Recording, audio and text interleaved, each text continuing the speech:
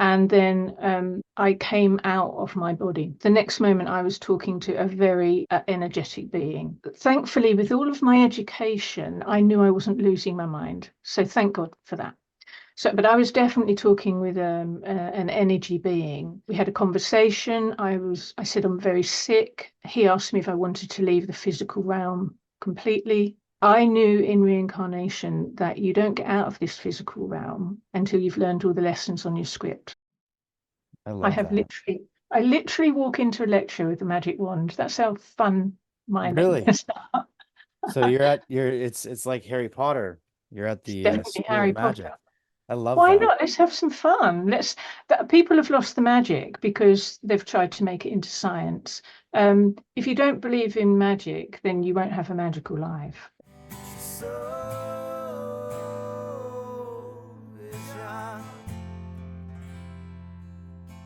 I want to welcome everybody back to another episode of The Soul Inspired. Today I have Carole Sawo on with us.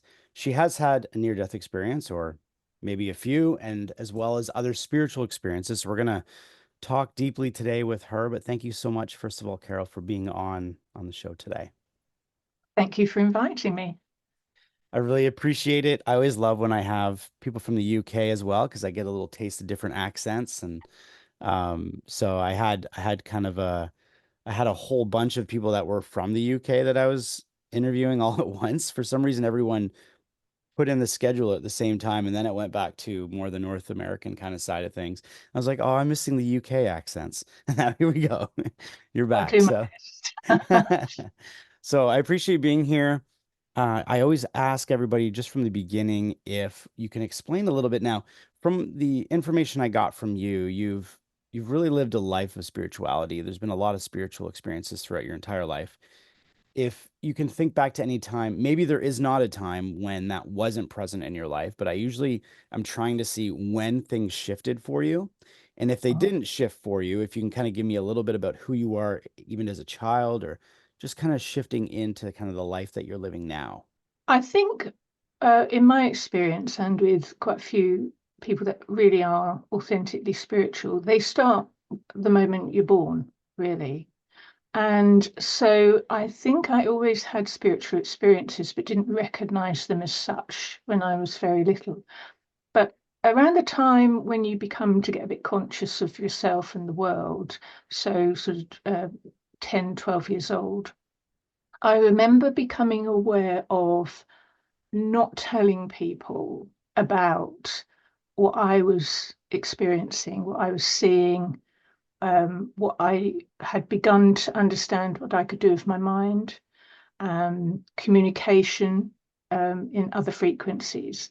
And of course, as a little girl, I didn't know sort of the comprehension of that, but I just knew to keep it kind of private.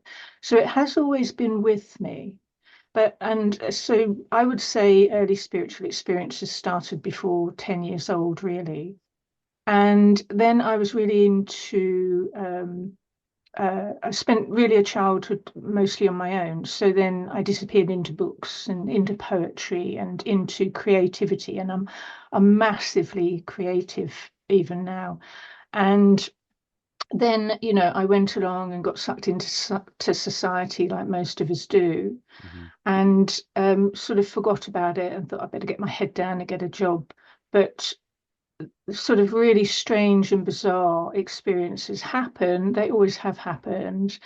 And then I returned to exploring that connectivity in my early 20s. And then it just got more and more incredible from there. And so now I'm an author and a lecturer in um, metaphysics, forensics, and psychology, psychoanalysis. And so what's been interesting is those early experiences that I had. If I'd have gone straight into academia and not had any spiritual experiences myself, I'd have gone into the category of thinking everybody was making it up, or they're just hallucinating, Mhm. or they're having some kind of disorder. And I thank God, thank God, because he showed up when I was about 5 years old. Thank God that I already knew of other, I'd had direct experiences. So I wasn't being influenced. I wasn't being told. In fact, I come from an environment where spirituality was not, it wasn't discussed. Mm. And so it was purely an internal realization. And I'm so pleased that for me it happened that way, because I see now when people have a spiritual experience, especially a man perhaps who hasn't got any framework to integrate that into his mind, a lot of people are struggling. No, my whole life has been spiritual, I'd say, and then it upgraded to mystical, truthfully. Wow. Well, thanks for sharing that. It's interesting. A few of the things you just talked about is how you didn't get too caught up in academia in regards to. So, for instance, for me, when I went to university, I really got into psychology. I loved it. I actually loved it. I loved I loved psychology. I loved the brain, the way the mind works and all these things. But I always knew there was something else as well. Like we can't, it's almost like we had an answer to everything until we didn't have an answer to everything. So there was only so much that could be explained through psychology. And I always remember thinking that while I was in class. I dealt with anxiety growing up, and I even did a little mini lecture for my teacher and everything on how I dealt with anxiety. And but we would dig into things, and every once in a while I would be the one always putting my hand up asking, but what about this? But you're Yeah, the same way. And I would always be, annoyed them. yeah, and I'm sure it did annoy them. It's just I could never get to that ending. They'd always have this clear-cut ending, and I'd say, yeah, but this and this and this. Hmm. And that's because I was also spiritual growing up, but in a different way. I didn't really have any experiences until a little later on in my life. But it sounds like you had a little bit more of that. Did you Hmm. sense things, or could you dig in a little deeper about the kind of experiences you would have had as a child? Sure. I mean, I didn't know before this interview that you studied psychology. So, as a lecturer in psychology, I'm so excited. Oh, great. But also, I'm unusual in my teaching, and this is why I created my own college, because academia, like you said, reaches a level and then they don't want to go any further. Or, don't ask, I was told not to ask too many questions. And that's the point. I thought I've got to leave this tribe behind because there's more. I know there's more. I've experienced more, and I need to also help people with that. So when I'm lecturing, I can lecture in across the disciplines from psychology, a degree in psychoanalysis, philosophy. I write in metaphysics. I've been teaching forensics for 15 years. So all of those disciplines do come together, especially I look at energy exchanges, and you mentioned anxiety. And one of the things that I've created is anxiety isn't what we think it is, it's just misdirected energy, actually. Mm. And so, anyway, we won't go into that. So, unless you want to. But my experiences, so I was in a very traumatic experience when I was about 5 years old. And I remember it very clearly, but I didn't understand it at the time. And I remember looking up and I thought I saw in the sky, I thought I saw the face of God.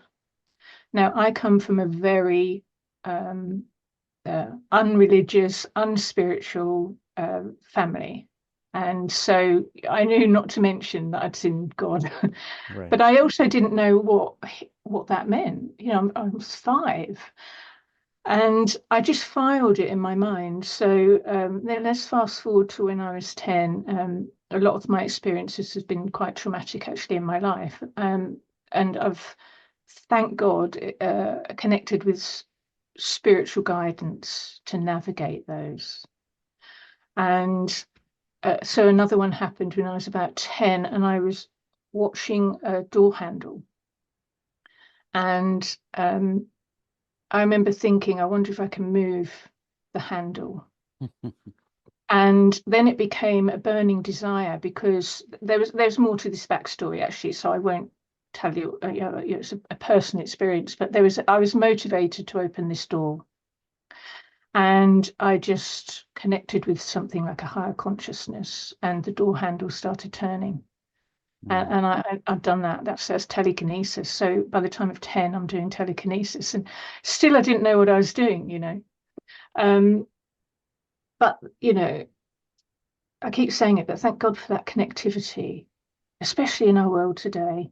And every time it doesn't make sense, I just go back there where it does make sense, because it always has. Our world's kind of crazy at the moment. But Right. Wow. yeah, that communication and then non-verbal communication. And then in psychology, you see, I was amazed to find that in psychology, you don't actually study things like schizophrenia and Freud and Jung. And I was stunned. I got a whole degree and didn't know. So then I Wow. went into psychoanalysis, and then I saw parallels between people's works. And I was told, well, you can't, Freud's Freud and Jung's Jung, and there's no comparison. And I said, no, but there is a sequence where they're talking about the same thing. And then I realized Hmm. everybody is talking about the same thing. Right. And then so I became kind of multilingual in spirituality and philosophy and all these different subjects, but they're all talking about the same thing. Hmm. Yeah, absolutely. I was gonna say, and that's also in regards to religion. A lot of the times you hear about all the different religions, and they, Mm. and I even see it sometimes in the comments where there Mhm. might be discussions, or I don't want to say arguments, but people are saying this or that, and I'm thinking you're saying the exact same thing. You're just saying it in a different Yeah. way, Yeah. because it's surrounding the religion that you were raised into. I did have the Freud teachings. We did learn about different things when I was taking psychology and things like that. But I also want to step in and just say I had a similar situation. This is really fascinating because I've never had anyone bring up the fact that they were moving things with their mind, because this could probably be right out there for some people, but for my general audience, they probably love this stuff. But I remember when I was around 16, I started getting really, I wanted to understand more, right? Because here I am going through anxiety. I'm trying to figure out what is the point? When I die, do I just turn to dust? Like what is all this? I just couldn't stop my mind from thinking about it. I always mention on all my podcasts, I would look at my hand and be confused. I would Uh-huh. say, what am I doing? I was like that constant why or how started moving, and then I'm I in a totally understand that. completely different. I'm not here, and I started doing all these different researches, and I started researching different things on how to, I don't know where it came up, but you took, a little thumb pin you put into a Mm. board, you know, you take that and put a piece of paper on it. And I don't know where I learned this, but I put the piece of paper on this little thumb piece and I would just stare at it and I would tell it to move. And I would do this and it would start moving. And I got Mhm. so good at it. I remember at the time I just got one of my first jobs and it was in one of these call centers. And I went in and I'm in the call center and I'm on the phone and I'm doing this. And this girl that was beside me in another cubicle, she saw me doing it. And she kind of tapped on my shoulder and said, what are you doing? And I was like, oh, and I was so embarrassed. I was like, Mhm. oh no, she's Mhm. gonna think I'm right crazy, right? And then I eventually told her, I said, watch, I can move. And she's like, how are you doing? And then she started trying, but she couldn't do it. And she's like, I don't know how you do. Are you blowing on it? Like, what are you doing? And I'm like, no. And I would just put my hands like this. And I was using energy, whatever that is. I don't understand it. It was the only time I've ever got into that. But it it confused my mind. I was like, how am I doing that? Like, Mhm. you know, um, but we are more than a simple thing I say to people is if you take a magnet, right? Mhm. Because a lot of people don't believe that something can exist if you can't see it. Like, but if you take a magnet and you turn the magnet around and there's that force, Mhm. you can't put the magnet together, right? Like I'm using that as just a simple analogy. How are you doing that if there's nothing there? Why is it stopping it Mhm. from coming together, right? That's energy, right? So the point is there's something, and when I bring that up to people, they're like, "Oh yeah, I never really thought about that. I Mhm. just did that as a kid. I didn't really think anything of it." I'm like, Mhm. "Yeah." Or how do you have Wi-Fi? You can't see Well, Wi-Fi, right? You can't, all of my lectures for the last 20 years, I've been talking about invisible things. right? And, Exactly. you Right. know, I've been Right. teaching invisible things. Yeah. Um, I mean, one of my videos on my YouTube channel is solving the code of the universe, and I really have solved it, but people can't see it. So it's quite annoying. So I've put it Yeah. there. And you know what it's like in 50 years Right. or 100 years when I've gone, they'll go, oh my God, that girl really knew because I've expanded the window of human perception in it. Hmm. Hmm. And so it is all energy and frequencies and vibrations. And just to your story of you looking at your hand has reminded me, I was at university with this man who declared himself, he said he'd been told by psychiatrists he's got psychological disorders. And I said, well, why do you think that? It's because I looked at my hand and it vibrated until it disappeared. And I said, and he said, well, they've told me, I've got this dissociative, etc., etc. I said, right, well, first of all, have you read the Celestine prophecy? Because that is all about vibrational frequencies. I actually feel a bit sorry for today's spiritual inquirer because now online is a soup of plagiarism, of saturate. We've reached saturation now. Hmm. But back in the day, you see, I was reading 30 years ago some core text, the original text, and you also mentioned religion. And so, well, this might start some controversy in your chat, but let's do it. I'm about to um, present a video on how the Bible and the Quran are not religious books at all. They've been hijacked by religion, but they're actually metaphysical books on states of consciousness. So I'll flesh that more out in a video. So Hmm. it's like really, I'm really kind of leading the field on raising perception. And my motivation is when people have these experiences, they're medicated. Now, you don't medicate a psychological experience. What I just don't get that. I'm just to say one of my degrees is an honours degree, so I understand statistics and studies, and I've seen nothing that leads me to believe that the mind needs medicating, Hmm. and I think it needs educating. And the word educate means to lead out. And so that's my kind of main aim. And that's why I'm so vocal with these kind of things. They're not beliefs, they're experiences. You did that with your mind. I believe you. Yeah. You don't need to convince me because I can do it myself. So, we're on the same bus. Yeah, as soon as I said it, I could tell you were kind of like, okay, and if I said that to 10 of my friends, they'd be like, oh, okay. There'd Mm, be some kind of reasoning. Again, the girl that was sitting beside me said, you're blowing on the paper. That's how you're doing it. And she was arguing with me. And I said, I'm not.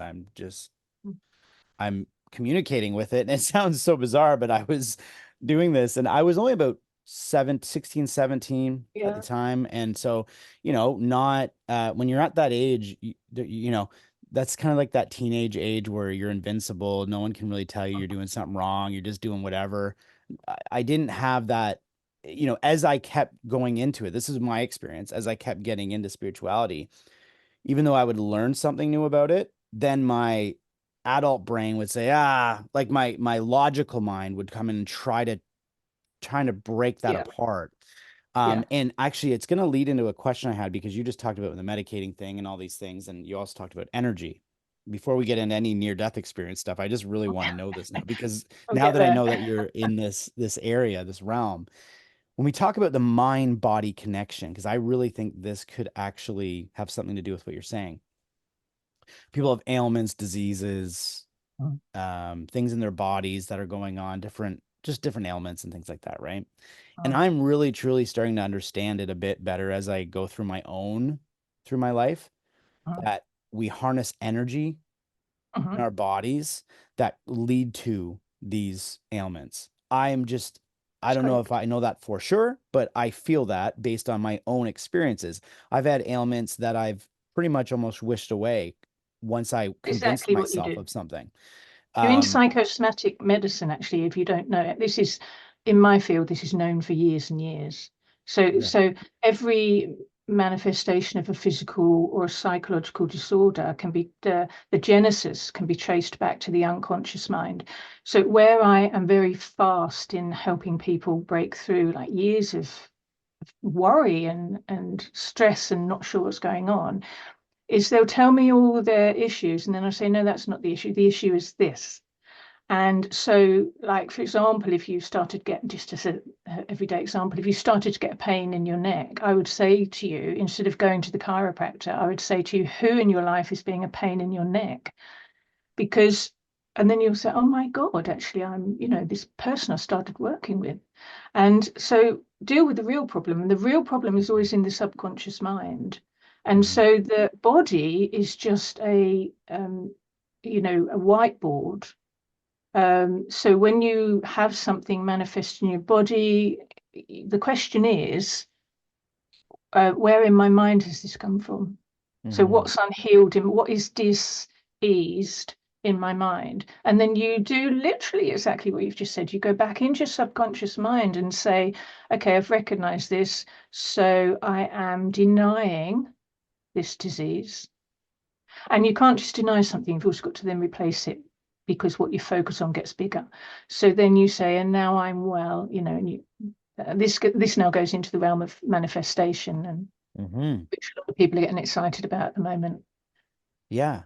Yeah, no, absolutely. So, and as I was saying, I think we manifest these things into our bodies, and then we, and again, and then at the same time, I would say to everybody, if there's something seriously medically wrong with them, to get it checked out. But there are Sure. different ways that we can approach these things, and I think we're getting closer and closer to understanding it's not just feed yourself medicine to Yes. band-aid up the issue. There's deeper issues within our bodies that we're not coming to terms with. We are taught in society to push everything down throughout our entire life.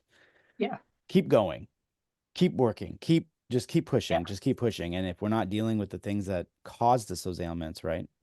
Right. Um, So you go to work to earn the money to buy the medication to keep going to work. Whereas if you just stopped and got off that silly treadmill, and well, I know not many people speak in the language that I speak, so I kind of walk right down the middle. I'm a smart cookie really, so I'm not lost in airy fairy spirituality. mhm, Uh, and at the same time, I'm not lost in logic either. So I walk a very steady, central path. So, yes, if it's serious, of course, you would go and ask the doctor's opinions. But I, kicking and screaming, don't take medication because they have to convince me.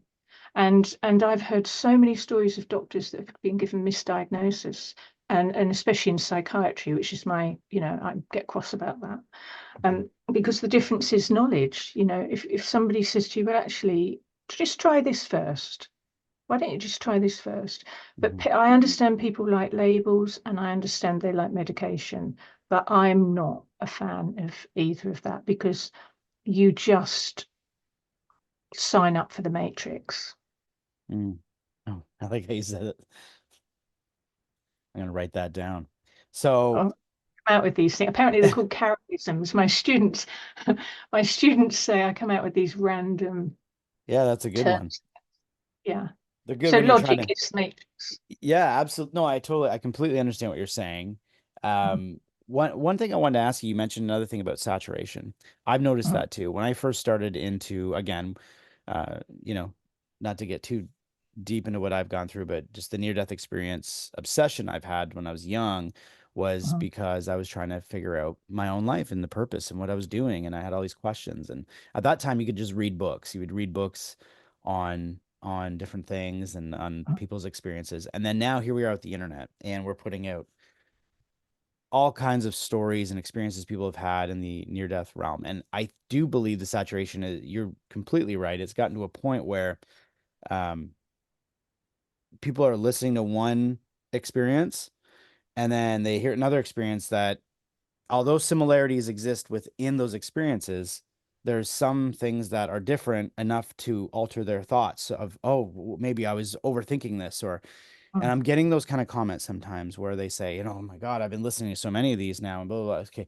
mhm, That's not why I'm doing this. What I'm trying to do is bring awareness to people in mhm, life who are stuck in this cycle, to mhm, say, to stop for a moment and say, what is the big picture here? What is the big picture? And can I do that? Can I work with that instead of having my own near death experience? Can I do these things before? Because again, if we're not healing ourselves, if we're not working towards happiness, health, and manifestation, things like that, we can lead ourselves into these unfortunate events. Now, some people have near-death experiences that I had a guy I just interviewed who had got struck by lightning. Maybe he Mm. was supposed to. I don't know. Car accidents, things like that. You can't really help some of those things, but maybe that was part of their journey. But Lovely story. yeah. So where did you run into a situation like this? Would you be on sharing that a little bit? So let's distinguish between near death Hmm. and nearly dying. So just because you're struck by lightning, you are nearly dying on a physical level, but it's not necessarily a near-death experience. So a near-death experience is where you consciously come out of your body. And so if I briefly tell you, of course, there's backstories to everything, but if I briefly tell you, I was in a very unwell place, very physically, emotionally, psychologically unwell. I'd been through an extraordinary, extreme experiences, one on top of the other. And thank God I'm a fighter, because most people would have gone under. But I knew I needed to rest. So I was in bed in the day, resting. And then I came out of my body.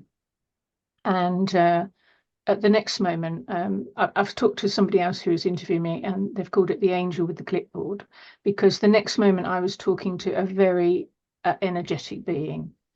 And thankfully, with all of my education, I knew I wasn't losing my mind. So thank God for that. So, but I was definitely talking with an energy being, and we had a conversation. I said I'm very sick. He asked me if I wanted to leave the physical realm completely. I knew in reincarnation that you don't get out of this physical realm until you've learned all the lessons on your script. So I thought, what's the point of me going? He'll only put me back as a baby somewhere else, in another body somewhere else. So I might as well stay here. So we had a conversation about what was the purpose of me being here. And then I actually said to him, okay, send me back and I'll do everything I can to help people. But I am nearly dying. I'm technically I'm dead.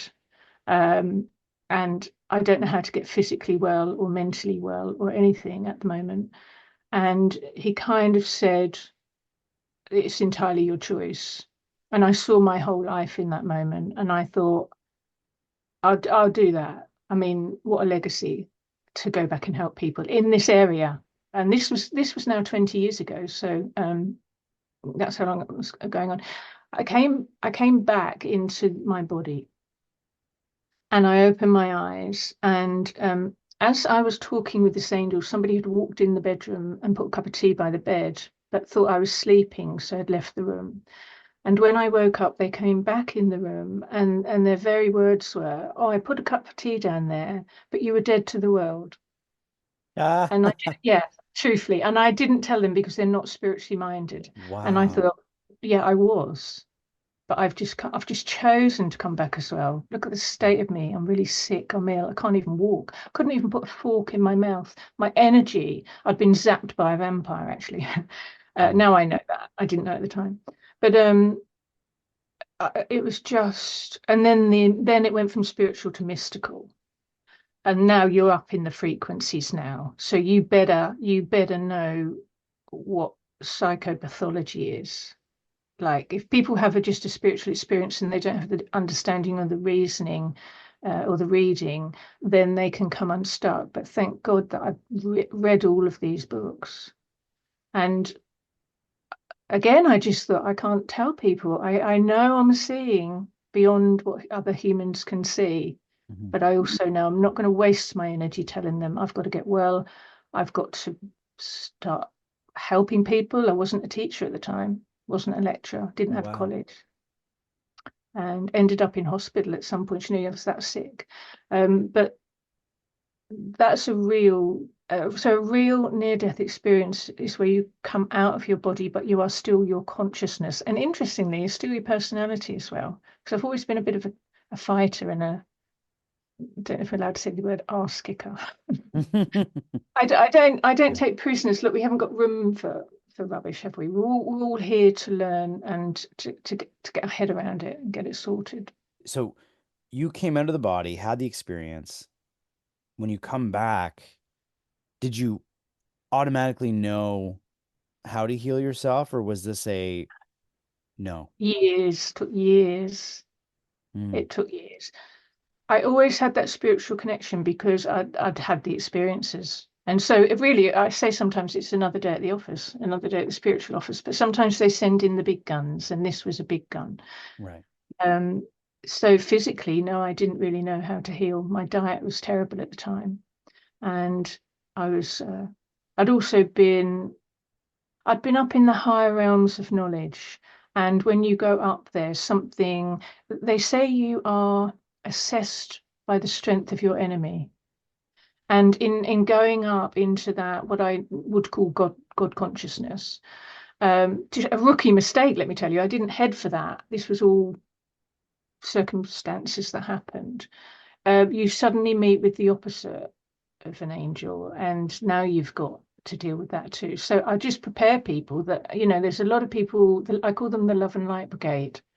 Mm. Be careful of the love and light brigade, because they are the kind of rookie spirituality, because they haven't yet met the shadow and darkness. And when you say that, people think, oh, she's very dark. But let's be real here. This is a dimension of energies. And it's not, let's skip through the daisies and ride unicorns, right? You Right. have a spiritual experience to help you with your real world. Well, let's call this the real world for now, experience. But let me just tell you, when you were talking and you reminded me, I've got a definition of the meaning of life. And a lot of people say, oh, nobody knows what it is. And they have arguments in philosophy. But I think I have, for me anyway, worked out what the meaning of life is. Definitely my life. Mm. It's to discover what is true through the observation and the introspection of what is not. Mm. I love that. And it's because how do you know dark without seeing light? How do you can't, You can't. If you you can't. like, I don't want to, like I say, enlightenment begins with endarkenment, and here's why.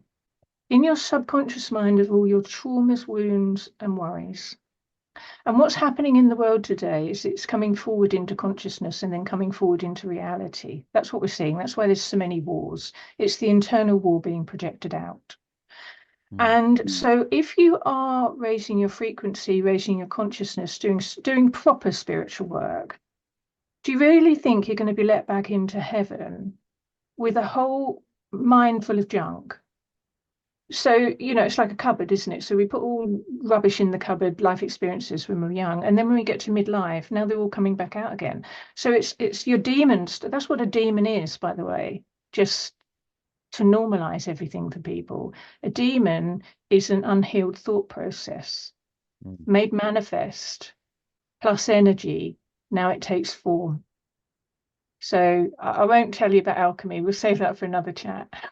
No, but you know what? I just had someone who had an experience, and as she was coming out of her body, so she physically died on this plane, and as she Mhm. was coming out of her body, she seen demon hands trying to It's grab her. exactly what turns up. And Mhm. she saw these demon hands, and it, because she came from a religious background, it all of a sudden there was this confusion and fear that came over her, like, why am I seeing demon hands? I'm a religious person.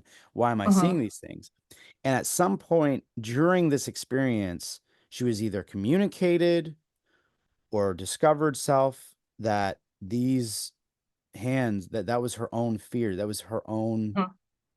dark thoughts and fears. Yes, And what she did is she released them and they yes. dissolved. And she went, "Oh, that's it?"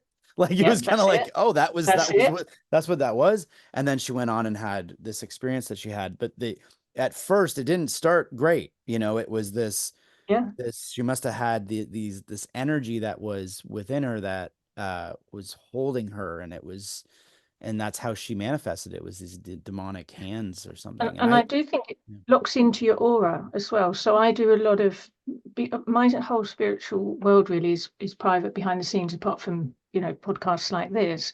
But I do a lot of cleansing because you people attach, energy attaches, and I can see energy moving that other people can't see. So I might see a cloud of dark energy, which is negative energy, looking for somewhere to take up residence. And so, I don't want to take this too dark, but my point is being that if you really understand energy, you can't just the yin and the yang symbol is black and white, isn't it? And within the white, there's black, and within the black, there's white. And you need to remember that. And I remember I have had some very frightening experiences with dark spirits. And I remember thinking, am I manifesting all this? Am I really dark? What's happening here? Hmm. But then when I realized that they were thought forms, and not all mine, not all Mm. mine, sometimes they're collective thought forms. And so I started dialoguing with it. And I remember being cross with it. I thought, don't come here frightening me. I'm actually a nice girl, good Mhm. person, doing my best. What have you turned up to frighten me for? I'm talking to God, go away. And it kind of smirked. And I Right. thought, yeah, the jig is up. Right. Yeah. And especially if you're an empath or you're someone who is able to take on energy, if you're around other people with that, I've had to learn that myself. I have this thing I do where I don't know where I learned this or heard this, but it really works for me, is if I'm in a presence of someone who's really their energy's just Mhm, depleting and they're coming at me with that energy, I mhm. imagine a mirror around me, a circular Nice. mirror around me, and it reflects the energy back. And I've done this in my mind where this Yeah. person is going off and I put the mirror up. I'm just doing it mentally. And the next Mhm. thing you know, you can tell their demeanor starts to change. Yeah. They go from attacking to almost like, oh, I got to take a minute because they're reflecting their energy back. It's no longer engulfing into my energy. And that is, I don't know whether that is you know, the psychologist part of me says, oh, that's just I'm, I'm coming up with something. This is where this is why this is a fascinating talk because I'm talking to somebody who has had spiritual experiences through your life. And then you also have the psychology side of it. I'm the same way, but for some reason, I get hooked into the psychology side more. I'm very spiritual, but I Mhm. always try to make sense of everything from a psychological place. And it messes a little bit with my belief system because I have this belief of us going on. I talk to people every day about their near-death experiences, these experiences they're having beyond the physical form. And I know that while I'm hearing these experiences, sometimes I'll think, oh, but maybe it's because of this, this, and this. Maybe that's just the mind playing tricks. Like, why do we do that? Like, why am I Well, doing that? because you're kind of yo-yoing between the conscious, rational, logical mind. Let's give it location in the brain. It's the prefrontal cortex.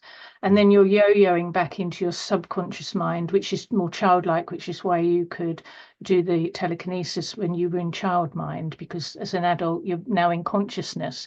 But reseed into the subconscious mind, whereas the dark forest, a lot of people don't want to go there. It's really mhm, magical in there, but it's also quite terrifying if you don't know where to step properly.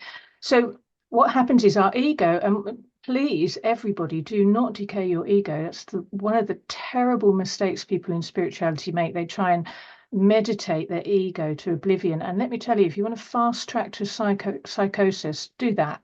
Collapse your mm, ego. Your ego actually monitors the wall around your mind. It's called the ego boundary. So this is known in psychoanalysis. So the ego boundary is around your mind. Now, midlife, what you're supposed to do is get your ego out of your driving seat and put it in your passenger seat. But here's the fight because it thinks, well, you've been useless in in protecting your mind for the first 30 years of your life. If you think I'm handing over your mind to you when you can't even drive. So again, this now we're going to Freud because he said this is the most energetically draining psychic experience you can have is the death of the ego. mhm, But do not let your ego die. Like put a hand out at the last minute and yank it into the passenger seat and promote it so that now you're not leading with your ego. Like I love my ego. It's saved my life so many times. mm. And if it's putting forward a defense mechanism, I let it and then we have a chat why it did it later Right. because it's obviously picked up something that I was perhaps in a conversation and I hadn't quite picked it up, or it's picked up an energy that's come in. And then it's kind of made me prickly, or it's took me out of that. And then afterwards, I do self-development journaling, and I think, have I got some self-development to do? And then I talk to my ego and my inner child, and we have like a group meeting. And so when you're using that mirror around you, if I now talk about in Jungian theory, he thinks the best way forward is an active imagination, which you've got and I've got. Right. Like we'd have so much fun talking about like what's like even in the supermarket, what's really happening. Well, I can see this happening. It's not you're not losing it. You're playing with it. Right. Yeah. Playing with it. I mean, my thesis for my master's was on the function of humor, the Mm. role that humor plays. And when I said I met that very, very dark demon, and I went up to him, I was really cross. And I said, right, I know you're going to kill me. I know I'm dying, but why? I want to know why. Mm. I haven't done anything. I want to know. Give me the answer. And I thought he put his hands behind his back, and I thought he was bringing out the dagger of all daggers, and I was about to lose my head, or yes, in the films. But actually, he brought out what I didn't know at the time was it was like I'd describe it as like a circular maze.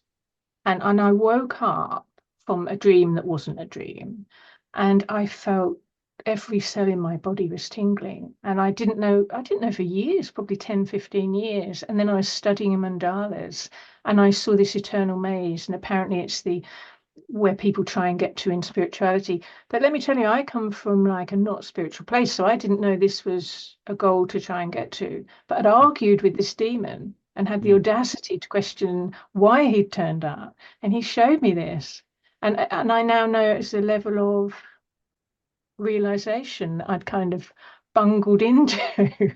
Right. But That is so your when I own, that is your own demon, right? That is your own. I think he felt like the collective demon, to tell you the truth, because at the Okay. time, yeah. And then there are some darker ones, come up with teeth and everything, teeth and hair. But those ones, they manifest in other people. They honestly do. I mean, I'm sorry if this sounds a little bit difficult to hear, but especially, because then it's only energy, you see. And once you know that it's here's the thing to always ask yourself. Let's say worst case scenario, having an extreme spiritual experience, this dark thing turns up, it manifests right in front of you, not in a dream, not in a near-death experience, in the supermarket, Hmm. manifests in front of you, and you're locked in some kind of oh my God situation, and no, everybody's carrying on with their shopping, and you think, am I really losing it? Here's the question to ask yourself. Why did I write this in to my story? Hmm. Right. See, So and but that's you're using instead of having fear overtake you, you're having a I want to say logical. I don't know if that's the right word, but you're having a you're almost creating more of a dialogue to question why that has come up in your life. mhm. That's a very difficult thing to do if you're having a demonic type experience or a low energy experience, right? what Is it what else are you what? going to do? What are you going to do? Get out the holy water? Because let me tell you, if you start chucking things at a demon, that's one way to really make it cross, and you'll only Mhm. give it energy, and they can then Yes. manifest and do all that. So you go Mhm. the opposite way. You say, right, you've turned up in my house first of all, and you will be leaving in 2 seconds, but not before you've told me why you've turned up.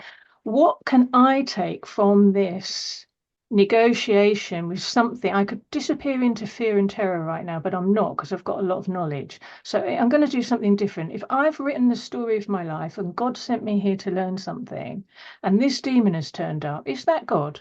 Is that God in the opposite because I'm being tested at high frequencies? Can Mhm. I love that way? Can I take its energy? Oh, Mhm. yes, yes, yes, and yes, and yes is the answer to all of those questions. Yeah, and a lot of the things you're saying, again, I've really studied near-death experiences. When I say that, I mean I've read books and books on this Mm, stuff. And I've also not only just read about all of the loving experiences in heaven with waterfalls and butterflies and all that, and that's all mm, great, right? I've also read of the darker side of things where people go into a place that we would, mm, I guess, call hell, mhm, and they're going through the process and it's terrible and there's a lot of bad things. But the moment they start to there's been a number of times where I don't know, I can't bring somebody's experience out that I've read, but I just know this from my own readings, is they at some point come to this point of what is the purpose of what I'm going through here? Like why mm. am I here? What is this? Mm, So it starts with that. Then it's this feeling of, well, I don't need to be here. I don't need to be here. And then it's mm, like call out to something greater than that. Like say that, and all of a sudden that light comes and mm, they whisk off and they say, okay, mm. so if there was this terrible demonic entity that was going to just destroy us in the afterlife, I don't think we'd be able to just wish it away. Or, This is the afterlife, just to wake everybody up, right? This is as hell as it gets, right? You're down here right. because your soul has become imperfect. Your Mm, soul, by the way, is your subconscious mind. Okay. So when you see your mind as your soul, now it's, oh, right. So I've got just also I'll say on the word sin, it's an archery term. It was hijacked by religion. It just means to fall short of the mark. So right. no hellfire, no brimstone, no flames, no nothing like. So in your mind, you have traumas, you have programs, and you have fears. And all of those things need correcting. Mm, That's why you're here. You're here to perfect. That's what perfect is. It's perfect where you go back into your mind and you find something else that needs updating, and then you work and deal with that and you get rid of it, you take the energy, and then there's peace. So you just keep doing that until you perfect your soul, which is your mind. mhm. And so when you meet these experiences, well, the question what I always ask myself is, and let me tell you, I've had some horrible experiences, and I think, why, God, why have I, why have you sent me into this? Why have I manifested this? I don't think I deserve this. The humanness comes in. So what is this experience? And I was in something not too long ago, surrounded by seven, what other people call seven demons. And it was very frightening. It was real. It was really happening. You'd have seen it in real world people. But I was looking at it as an energy thing. And I thought, what is this horrible experience for? And then I thought, it's initiation. Here's a mass of energy that is beyond me. But is it beyond me? Because if I call in, like if God created everything, and he must like me because I saw him when I was 5. So why don't I ask him to come in and sort this rubbish out? Right. Well, I get my head around what impossible thing can I learn from this terrible experience? What could I possibly learn from this? And you stay in that until an angel or a spirit turns up or your own intuition turns up and you get the answer until you do it differently, Mm, until you see that differently, until you choose differently, until you realize that our life is a top-down experience, not a bottom-up. right. because because consciousness is before physical life. I Hmm. mean, let's just go back into child psychology, like womb memory. You're conscious in the womb before you've been born, Hmm. so that you're recording memories inside the womb, and you inherit.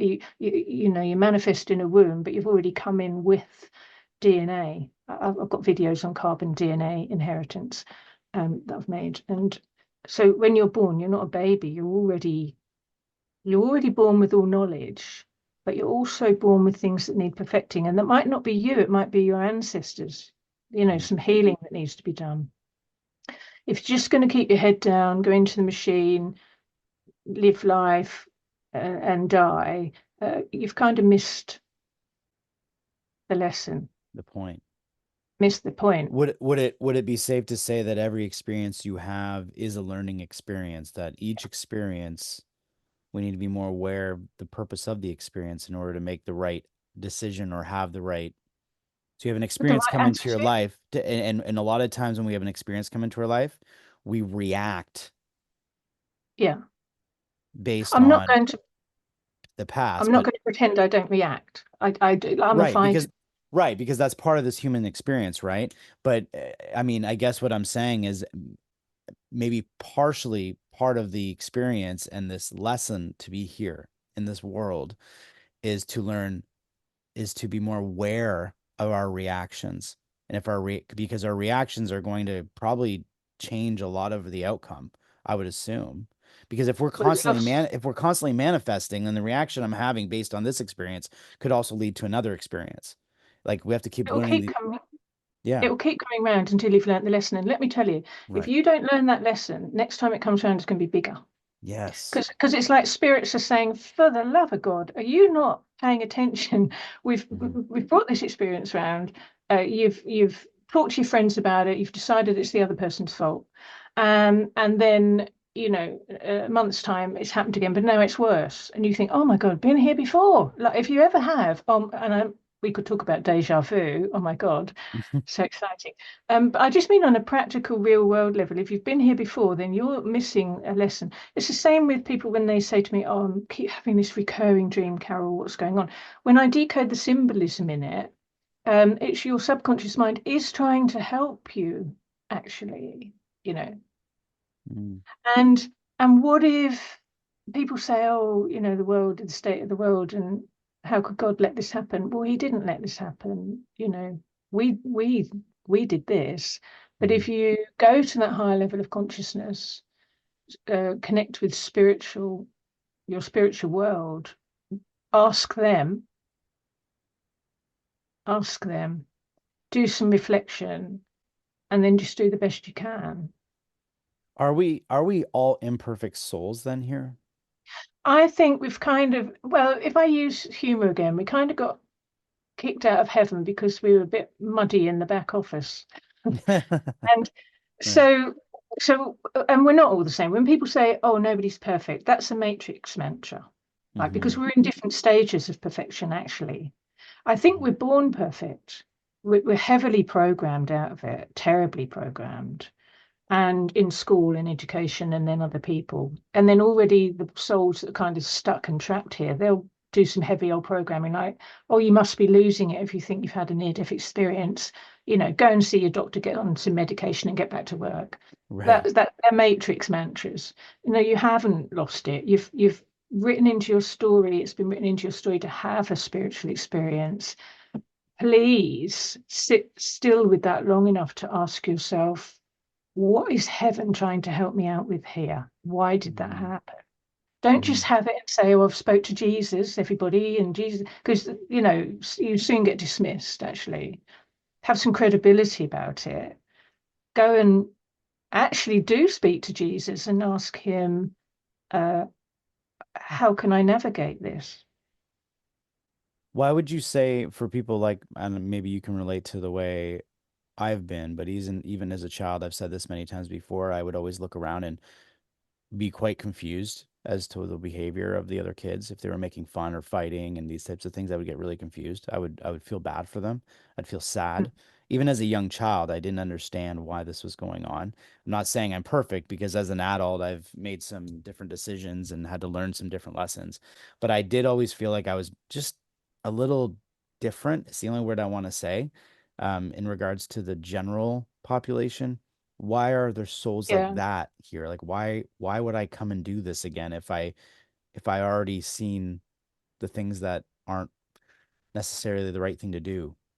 Well, just to give you an everyday answer so that we can create a podcast and talk about it and help other people. Okay. But Right. I also remember when I was born, I remember just being, I don't know that I've ever got over the disappointment of being born.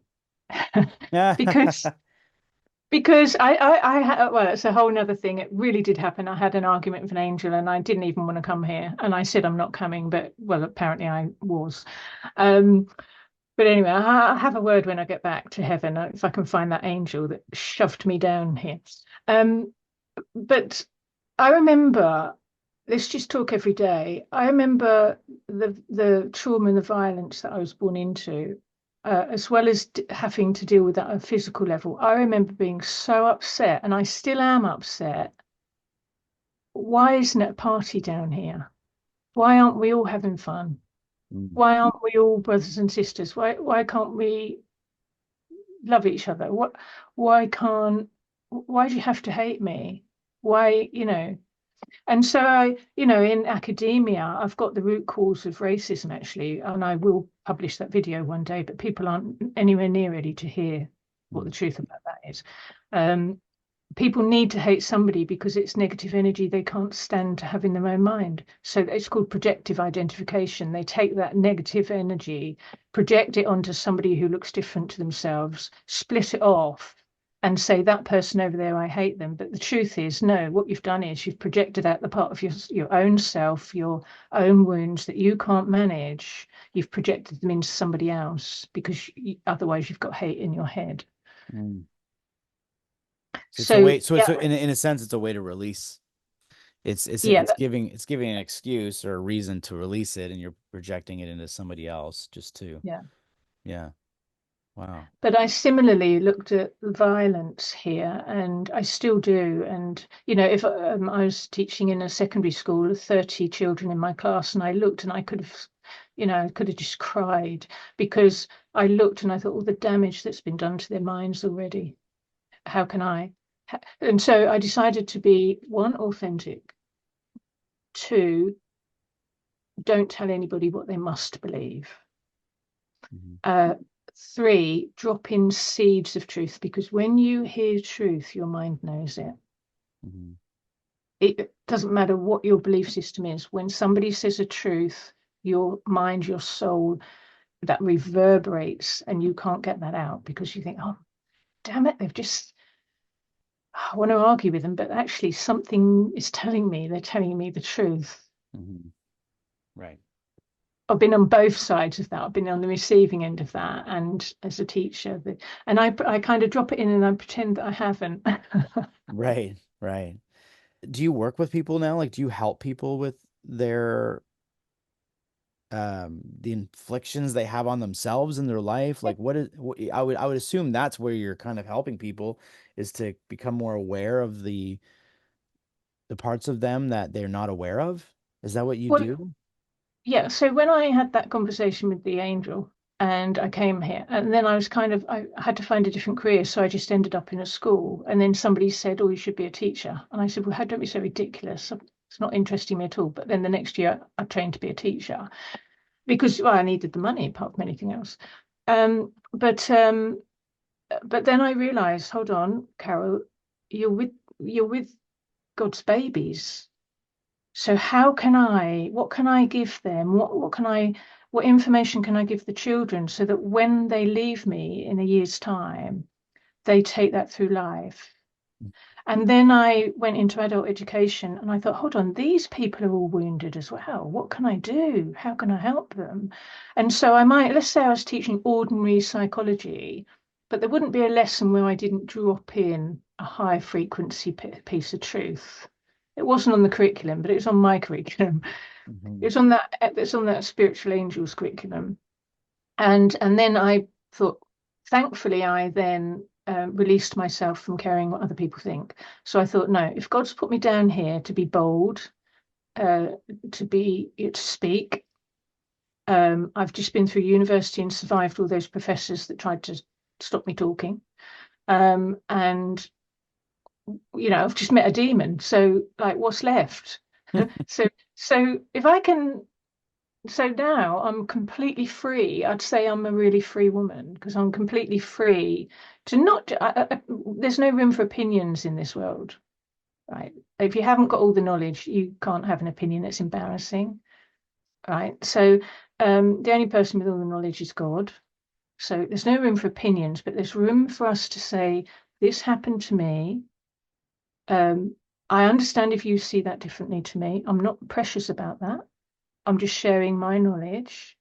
And what I do now, so my whole college is online now, so I've got about 70 videos on YouTube of a variety of subjects, some in depth forensic, very sciencey, and then one in telepathy and hearing voices. So I'm contacted by people who really are too scared to go to the doctors, or they know that something's happened, they know people won't understand them, or they've been battling with a problem for years. And now I'm finding more and more that I'm doing online coaching. I call it a power hour because you can come in with 10, 20, 30 years worth of problems and 1 hour with me, and you'll see this whole world differently. Wow. What is the name of the school that you run? Oh, so online now, it's progressed. It's now College of the Mind. But if you put my name in, then it will come up. Um, if you put my name into YouTube, it will come up.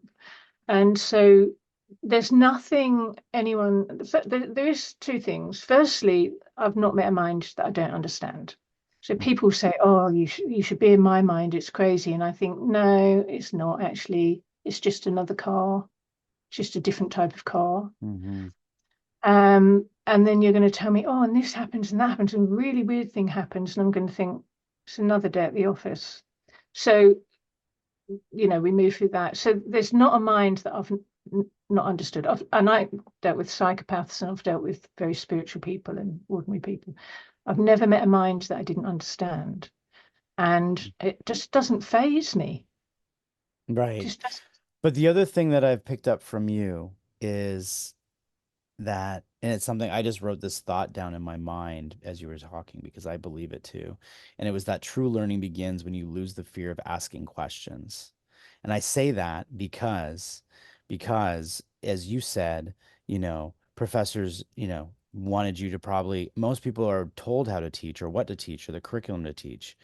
But if there is regulations and rules around what you're saying, then there's rules and regulations about what questions can be asked too, because you can only answer a question a certain way. And what I'm saying is true learning begins when you lose the fear of asking questions. Yeah. So if you can ask any question, that's where you learn, And you right? ask me any question and you'll get a proper sensible answer, because Right. I'll either draw on, I'll draw on different disciplines to give you a sensible answer and make sense of what's going on for you.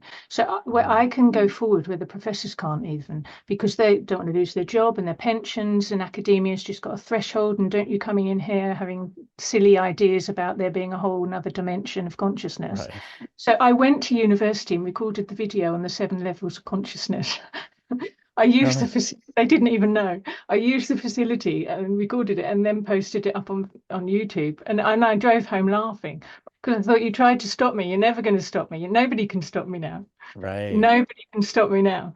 Wow. Um, because I also think that I'm much more powerful out of my body.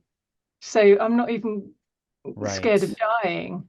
I'd just be Right. cross if some twit tries to do that before I'm ready to go. But even so, I've already done that. I've already created the legacy, and Right. I've got tons of free stuff on my website too to What is the help people. web? Can I get the website? That way I So can put it yeah, in. the website is, if you put my name in, Carole Sawo, or type in College of the Mind.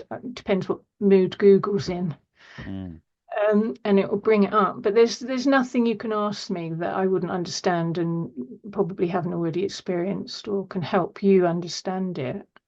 And I think Wow. that's what's great about these type of podcasts is, um, we're kind of unleashed, aren't we? Because we can now I talk about anything. I keep saying it through different conversations I'm having. We couldn't have this conversation 50 years ago. And the reason I say that, the way I'm saying it, is because if in that small amount of time, and really in retrospect of how large our existence will be, is where are we in 300 years? Well, we're not actually here. But I mean, Um, from the physical place, what is the evolution of humans in 300 years? If in the last yeah. 50, we went from being told to not say a word to now questioning everything, right? It's great to question everything, but you've got to make sure you're the right teacher to get the answers, right? And Mm, and there's a whole soup of the, people that, everybody's now a psychologist, aren't they? And everybody, like, if crystals, vibrational frequencies, colors, this kind of thing, they're nice, but all third dimensional.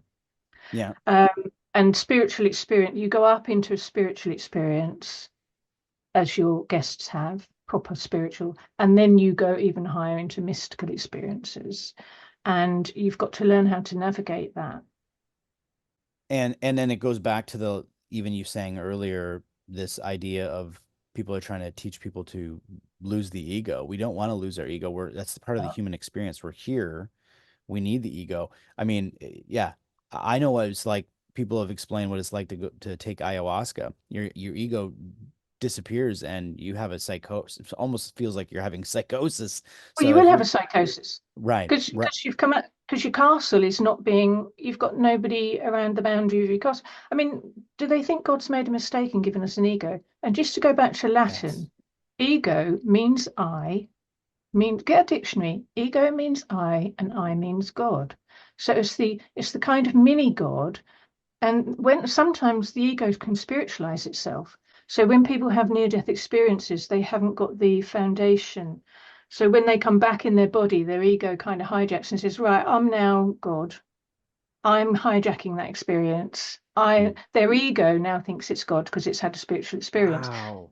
But That's really, great. I've never had anyone explain it that way. That makes sense. Not oh everyone's yeah, had that, but that is something that can happen when they come back because oh they my God, they feel the power of what they had, and now they're online again with their ego, and it gets mixed yeah, together. That makes spiritualized. perfect Their ego sense. has spiritualized itself. This is what I mean. It can't be in the driver's seat with this stuff. You've got to give it so have the conversation. Yes, so I've been up, I've spoke to God. I'm at that higher frequency. I've had extreme spiritual experience, genuine ones. But you come back in your body and your ego says, where have you been? Where do you think you've been? I'm Mhm. hijacking all of that because you actually haven't even got a clue what's going on in your mind. I've been doing all your defense mechanisms for you all of your life. Mhm. If I, get back in the back seat, that's the initial conversation with the ego. And you see it online, and I mean, you see it in religious sects. People have a near-death experience. They might go into hospital. Men typically have a heart operation, and their ego doesn't like it because it questions the mortality. So when they come back in their hospital bed, they've got to come to terms with the fact that they nearly physically died. A male mind, not to stereotype, but it struggles with mortality more than perhaps the female mind, unless you're very creative. And so I've seen it when I'm teaching forensics in religious sects. They have a near-death experience, they come back in, their ego hijacks it. Now it's spiritualized itself. Now they'd start a sect and say, I'm the voice of the Lord. So, no, you're the voice of your ego that had a Lord experience, but you don't know the difference between you, self, and Mhm. ego, self. Right. Your ego's got a function to play in your mind, but you have an appointment with God. It's not Mhm. your ego. And so you see it online all the time, don't you? And sometimes I do little cheeky, has your ego spiritualized? Because nobody's even fathomed that that's a possibility. And why? Because they haven't been doing the groundwork as well as the sky work. What would you recommend to someone listening? This would be to the person who hasn't had the near death experience. This is just someone who's spiritually seeking. This is a spiritual seeker, Mhm. and they're trying to not have their ego, because again, if we're all out there learning to get rid of our egos and meditate and dissolve the ego and all that, I'm in agreement with you that I don't think that's correct. I'm a musician. I need some kind of ego, otherwise I'm just sitting around. uh because there's so many different pieces of your ego that are Yeah. intact. Are there negative points to ego? Absolutely. And so I guess the question is, what can we be doing in our life, our daily life, Mhm. to be moving towards a healthier version of ourselves in regards to our ego? Okay. So you need to own your experiences. You need to own all of this. Uh, Whatever your experience is, own it. I'd say for anybody that's new into the spiritual world, walk slowly, right? You're going to be amazed by crystals and frequencies and colors and oh my God, I mean, I'm giving a talk in a couple of weeks' time at one of these spiritual fairs, and it's a whole different language. And, it's fun because I go downstairs and they're selling all the dream catchers and they're doing Reiki and all of that, which is lovely. There's space for that. Walk through that slowly, and and only you, make your mind up. Get in contact with your own spiritual guide. You're not losing it, you're getting it. Get in contact so that you've got an internal dialogue that's intuition, where you say, is this good for me or not? Or what am I supposed to be learning here or not? Then you do your own homework. So my homework is childhood trauma. I've been working on that for years, getting rid of that, coming to terms with it, extracting the lesson and the meaning from it. Every day I sit quietly and self-reflect. Um, and so you do the answer is you walk slowly, but you do some gentle things. So you inquire into all this spiritual text. Please also study some core psychology to keep you nice and grounded and enjoy it. Create a dialogue with your own spiritual guide. Keep an open, well, when I say keep an open mind, I don't mean when people say I'm open, I think don't be. It's like how many chakras do you want open? Because you're just going to be things are just going to navigate towards all of your chakras and live in there.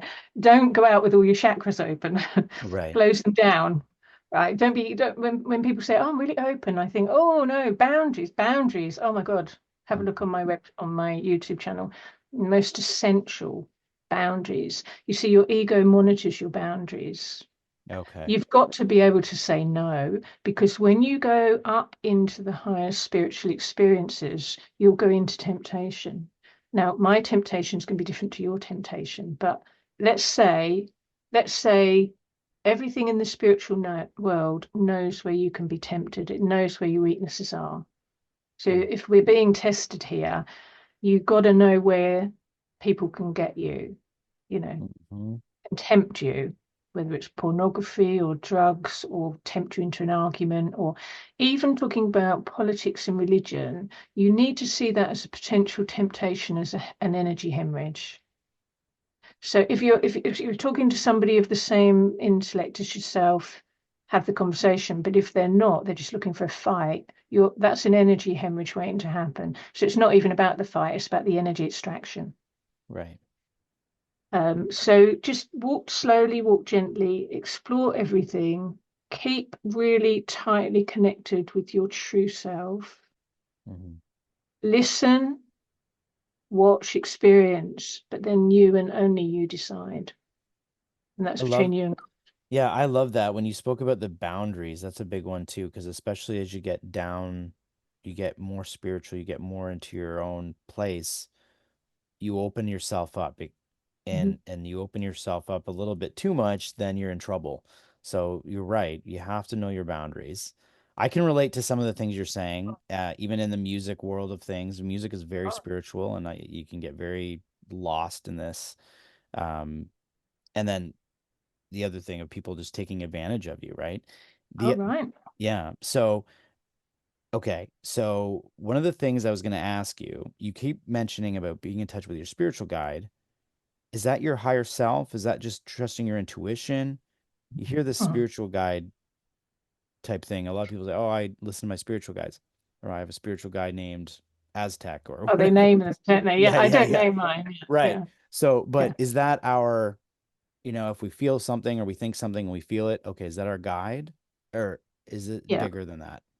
So you know how people have different near-death experiences. People will interpret experiences differently according to their belief system and their prior programming, this kind of thing.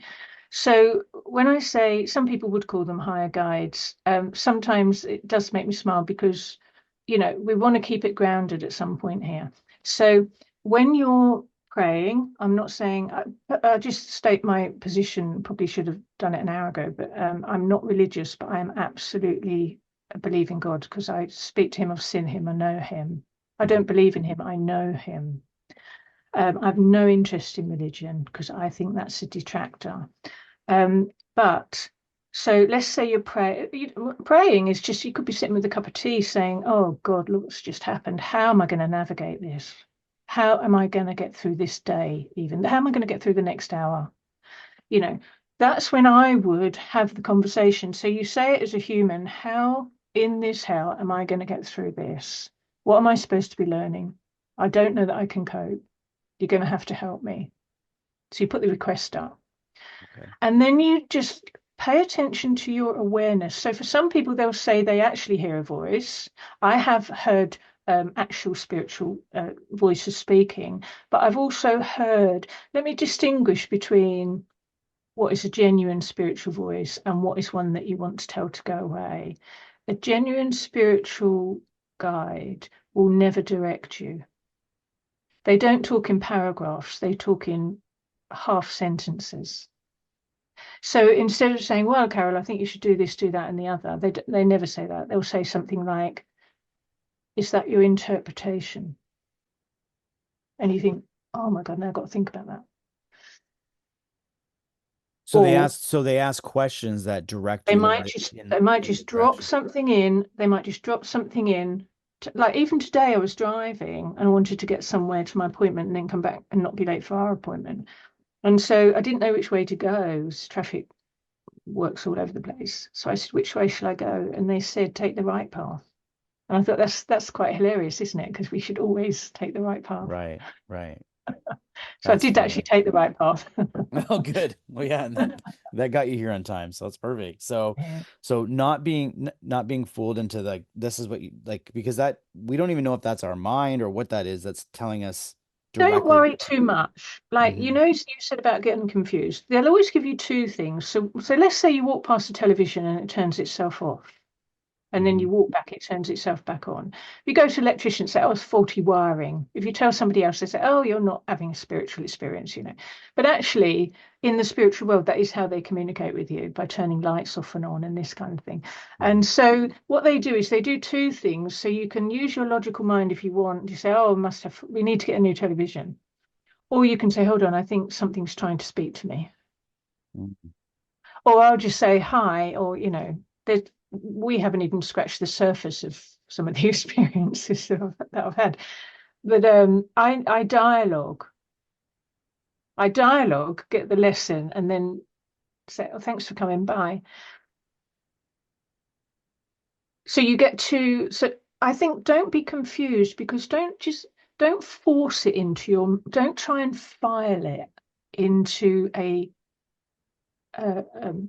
preconceived file in your mind. Hmm. I've had experiences that did happen that very few people on earth would be able to hear. And I tried many years ago, oh, what happened there? Oh, I need to find an answer to that. What happened there? I need to file it in my head. My ego's struggling. I'm struggling to make sense of that. And then it just occurred to me, why don't you just try not to make sense of it? Hmm. Yeah, and then you're in flow. We're constantly trying to control everything. That I completely agree with that. And I think that ultimately what we're all trying to get to is that feeling of being I get that when I play music, right? There's Mm, moments where I just tap into it and I'm gone. And it's yeah, 2, 3 hours later and I go, how did I just do that? What just happened? If I could live my life like that constantly, that'd be great. But then I also don't we want to can.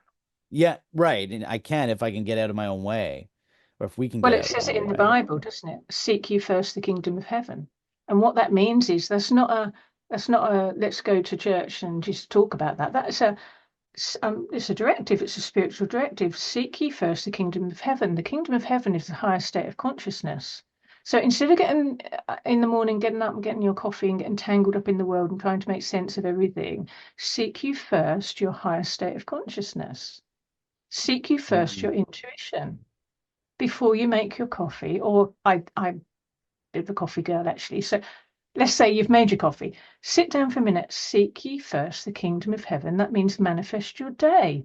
That means connect with whatever that higher intelligence, that higher consciousness, and ask the questions and create your day from there.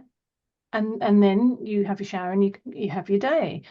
Seek ye first your kingdom of heaven, your kingdom of heaven, Wow. your kingdom. When you're playing your music, you're in your kingdom of heaven. Hmm. So you see, it's easy to be spiritual in a spiritual place, isn't it? A yoga retreat, and mind you, you wouldn't catch me anywhere near one of those now because I know how energy pulls. Hmm. Um, but it's easy to be spiritual in a spiritual place. Our task is to be free and spiritual in this non-spiritual place, in this tough world. Yes. And Yeah. how are you going to do that? You're going to do that by, in the beginning of the day, going back to your kingdom of heaven, Hmm. I a feel place in like your mind. yeah, I feel like you're also touching on sometimes I'm always talking about music as my meditation. And I ask people, "Oh, how can we meditate better?" And I go into these things. Um, Meditation is just a word. And what you're saying is you're waking up and you're becoming aware and you're you're going that is meditation in a It is sense, right? You're meditating, meditation. You haven't got to sit down in a yogic position and hurt your legs and your back and have candles. I mean, right? if you want to, you can, and I do Hmm. sometimes. But what's important is to live in sort of meditation. To meditation means to become aware. You become aware of your day before it started. I don't Hmm. check my emails first of all. I create first of all, Yeah.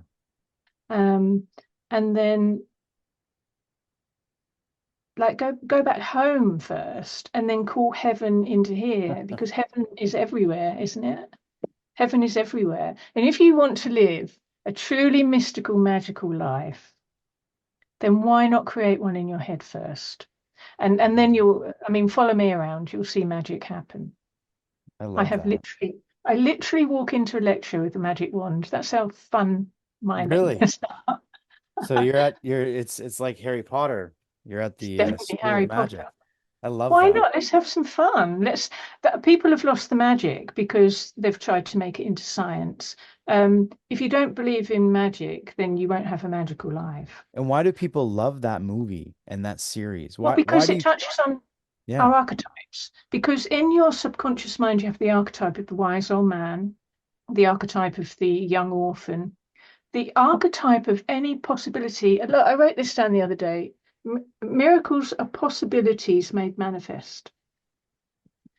So Hmm. where I create miracles, and look, there's plenty of things that I have to deal with that aren't pleasant and miraculous, but there are plenty of things that if I project in a miracle, then I watch a miracle happen. I mean, spectacularly. Like you can get rid of situations that you can't possibly think how you can get rid of this situation or deal with the situation. So when you've met the impossible, you think I'm in an impossible position. That is exactly, whether you're spiritual or not, that's exactly when you go back to heaven, to God, to whichever you call it, source, and you say, I need a miracle. And a miracle is where the universe maneuvers situations around, moves the chessboard down here to make possible what you, with your human mind, knew was impossible. So Hmm. I live in the impossible. So I wake up and just like everybody else, like, oh my God, I'm awake, I'm alive. What have I got to do today? That's the possible, that's the logical, and that's the matrix. So you have to say, hold on a minute, even if you write yourself a note by the bed, what miracles do I want to manifest today? What do I want to make possible? Now, don't forget, you're not making it possible. The universe is going to make it possible. You're Hmm. just going into child mind where you're going to say, okay, let me stand back and watch this. And sometimes it's hilarious. And so Like somebody, you've personally had these things oh, manifest in oh, your life. almost every day. Wow. Even an hour ago, there was some noise happening in the neighborhood. I wanted our talk to be noise free because you're recording. Hmm. So I can't go out in the neighborhood and stop all of that. So I put the request up.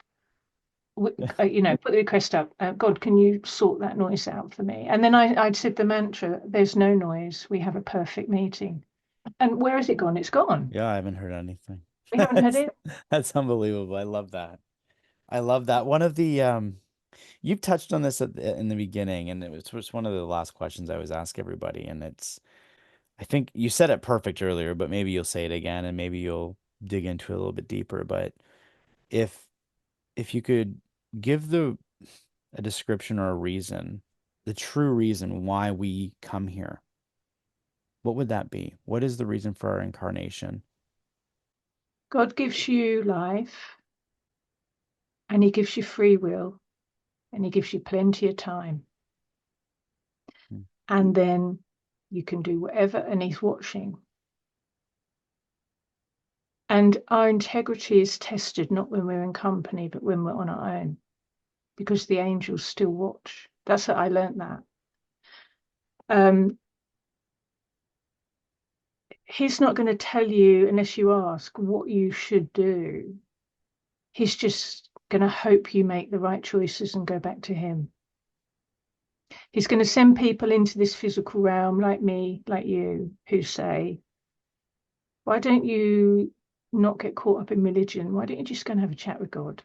Why don't you, in America, there's the Will and Grace television program that actually comes from a quote by Buber, which is, if you thought you heard the voice of God, would you have the will to go after it and the grace to listen? And that's the problem. People are scared. Would you have the will to go after it and the grace to listen? Because you might hear some things that you've got to do some homework. Mm. Have you got the courage? Have you got the courage, even if you're scared? Go scared, go small, go humble, go bold, just go and have a chat. Because what we're doing here is, so if you take my theory of the mind, it's not my theory that the mind's the soul, actually, but if you take my imagery that you're here to tidy up your mind, to get rid of the traumas, to get rid of the programs, to create a healthy, the Garden of Eden is your mind, but it's just got weeds everywhere now.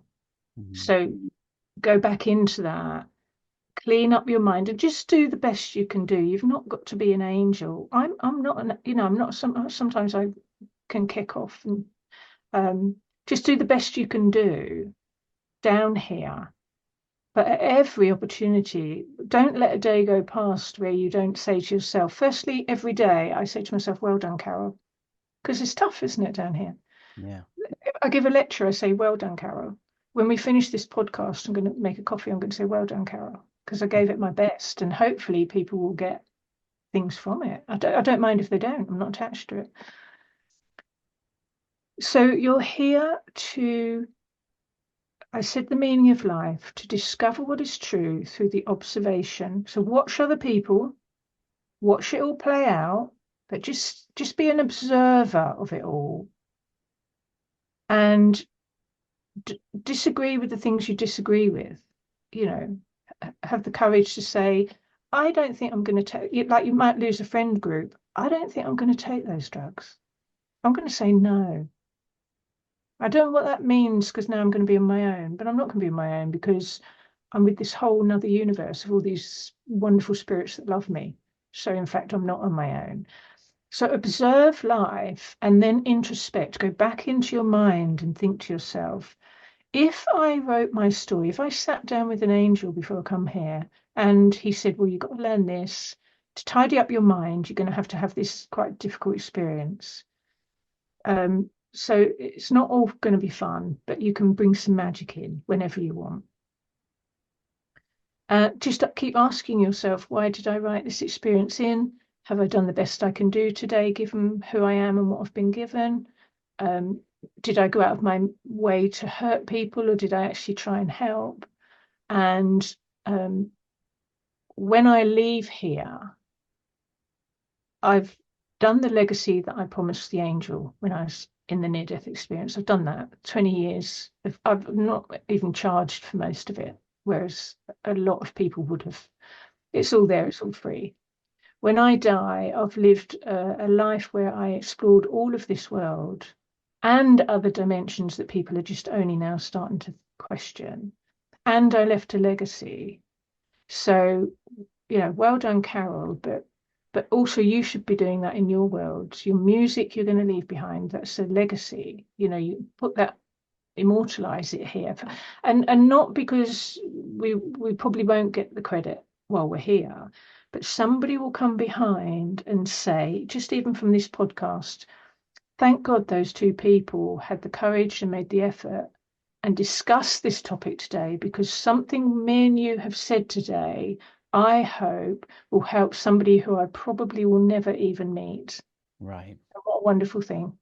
That's why I love doing this. It lights me up every time I talk to someone, and I love this. I definitely am going to be trying to see if I can get you back on, because we didn't even dig into a lot of what I wanted to We talk about. do. I knew we would go into a different direction, but we did talk a little bit about your near-death experience, but I know there's a lot more that has happened in your life. I'm happy with the way this went, and I know the audience will get something out of it. So I really appreciate you being here. I really do appreciate it. My pleasure. And I always turn to the guests and say, please continue to share these experiences like we've talked about. If someone else can get something out of it, that's the whole purpose. That's why we're doing this. So like, share, and subscribe. Thank you so much for tuning in to another episode of Soul Inspired.